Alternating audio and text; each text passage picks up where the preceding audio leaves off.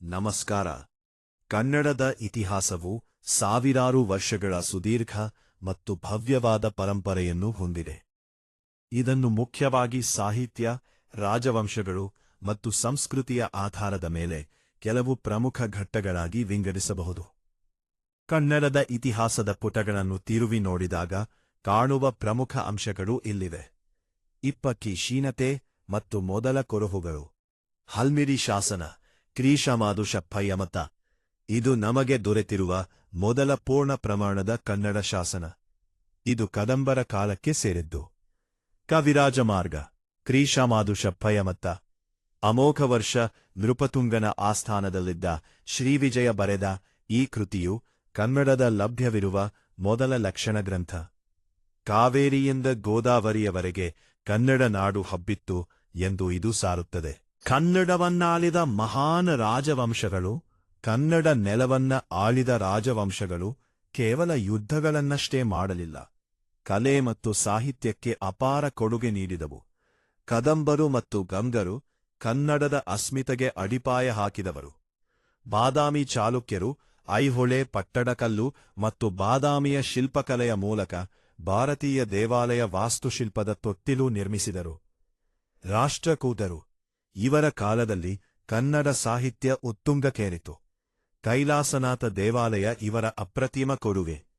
ಹೊಯ್ಸಳರು ಬೇಲೂರು, ಹಳೇಬೀಡಿನ ಅದ್ಭುತ ಕೆತ್ತನೆಗಳ ಮೂಲಕ ಜಗತ್ತನ್ನೇ ಬೆರಗುಗೊಳಿಸಿದರು. ವಿಜಯನಗರ ಸಾಮ್ರಾಜ್ಯ ಕನ್ನಡ ನಾಡು ನುಡಿಯ ಸುವರ್ಣಯುಗ. ಕೃಷ್ಣದೇವರಾಯನ ಆಳ್ವಿಕೆಯಲ್ಲಿ ಕನ್ನಡ ಮತ್ತು ಸಂಸ್ಕೃತಿ ದಿಕ್ಕೆತ್ತಿರದೆ ವಿಶ್ವವ್ಯಾಪಿಯಾಯಿತು. 3. ಸಾಹಿತ್ಯಕ ಕ್ರಾಂತಿ. ಕನ್ನಡ ಇತಿಹಾಸದ ಪುಟಗಳಲ್ಲಿ ಸಾಹಿತ್ಯಕ್ಕೆ ಅಗ್ರಸ್ಥಾನವಿದೆ.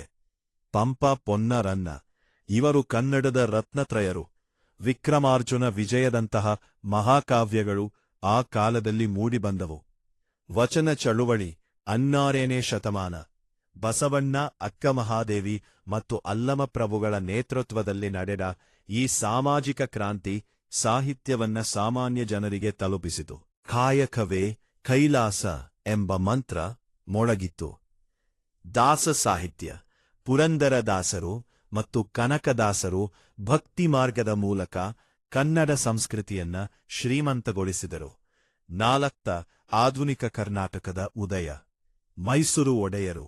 ನಾಲ್ವಡಿ ಕೃಷ್ಣರಾಜ ಒಡೆಯರ ಕಾಲದಲ್ಲಿ ಕರ್ನಾಟಕವು ಕೈಗಾರಿಕೆ, ಶಿಕ್ಷಣ ಮತ್ತು ತಂತ್ರಜ್ಞಾನದಲ್ಲಿ ಮಾದರಿ ರಾಜ್ಯವಾಯಿತು. ಏಕೀಕರಣ ಚಳುವಳಿ. 19 ನವೆಂಬರ್ 6ರಲ್ಲಿ ಚದುರಿ ಹೋಗಿದ್ದ ಕನ್ನಡ ಪ್ರದೇಶಗಳೆಲ್ಲ ಒಂದಾಗಿ ಮೈಸೂರು ರಾಜ್ಯ ಅಸ್ತಿತ್ವಕ್ಕೆ ಬಂತು. ನಂತರ 1954ರಲ್ಲಿ ಇದಕ್ಕೆ ಕರ್ನಾಟಕ ಎಂದು ಮರುನಾಮಕರಣ